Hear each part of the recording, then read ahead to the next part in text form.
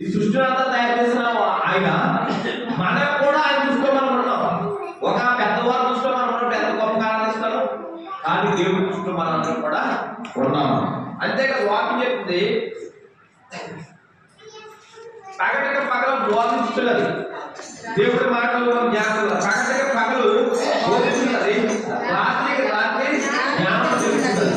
ఇవన్నీ కూడా సృష్టి ఉదయించినప్పుడు అస్తమించినప్పుడు, సూర్యుడు ఉదయించినప్పుడు అస్తమించినప్పుడు మనం నేర్చుకోవాలని ఒక బోధన మనం నేర్చుకోవాలి. దేవుడు ఎంత గొప్పవాడు, దేవుడు ఎంత అద్భుతమైన చేయగల దేవుడు, ఇంత ఎలా జరగాలి కారణం ఎవరు అని మనం ఆలోచన చేసేది. దేవుడు తప్ప ఇంత రీతిగా ఎవరు కూడా నిర్మాణం చేయలేదు. తర్వాత వాక్యం చూస్తే వాటికి భాష లేదు, వాటికి ఏమి లేదు, భాష లేదు, ఏం లేవు, భాష లేదు, మాట లేవు, వాటి స్వరము వినపడదు, వాటి కొలనులు భూమి అంతటా వ్యాపించినవి. భాష లేదు, మాట్లాడదు. కానీ సృష్టిలో మనం చూస్తున్నప్పుడు అది మనకు బోధించున్నది. ఎలాగైతే ఉదయకాలం వచ్చినప్పుడు మీరు జ్ఞాపకం చేసుకోండి, తెల్లారి ఏమంటాం మనం, సూర్యుడు వెళ్తే తెల్లారిపోయింది అంటాం, సేకరణ అస్తమిస్తుంది అంటాం.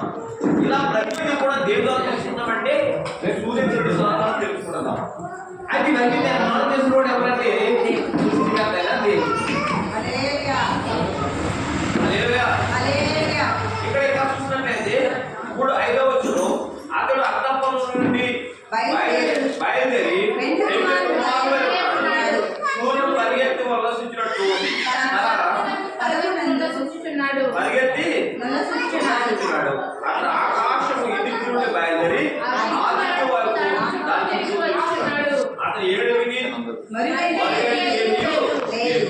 దేవుడికి ఒరిగైనది ఏమి లేదు. అతను అత్తప్పం నుండి పెండు కుమారుని వలె ఉన్నాడు. హల్లెలూయా, హల్లెలూయా. పెండు కుమారుడు చేస్తాడు, ఒకసారి రాడండి. ఏం చేయాలి? పెండు కుమారుడు లోకంలోకి పెండు కుమారుడు తప్పగా వచ్చి మనల్ని అయితే వాక్యం ఏడో వచ్చిన చూద్దాం.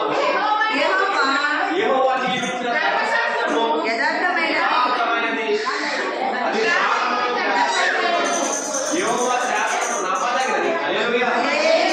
ఇక్కడ మనం జ్ఞాపకం చేసుకోవాలి, యెహోవా ధర్మశాస్త్రము యథార్థమైనది.